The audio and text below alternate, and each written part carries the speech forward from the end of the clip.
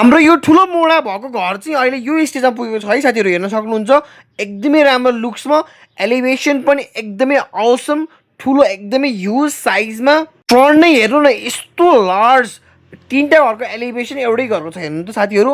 अगाडिपट्टि 20 feet road access भएको, south west facing भएको, एकदमै लार्ज फसाड भएको, double height balcony, totally classic स्टाइलमा, क्लासिक पनि एक्स्ट्रा अर्डिनरी क्लासिक कि घर एकदमै राम्रो बन्दैछ साथीहरू, हेर्न सक्नुहुन्छ। तर 2 BHK रेन्टल स्पेस, माथि 4 BHK फर ओनरको लागि एकदमै राम्रो। डाइनिङ, लिभिङ, किचन सबै एकदम स्पेसियस साइजको, बाहिरपट्टि सबै ब्रिक क्ल्याडिङ, टेक्सचर पेन्ट हुन बाँकी छ। सबैतिर मजाको खुल्ला भएको, एकदमै राम्रो हाइटमा, भ्यू एकदमै राम्रो देखिने, एकदमै प्रिमियम पौने 4 आना एरियामा बनेको एकदमै राम्रो घर है साथीहरू।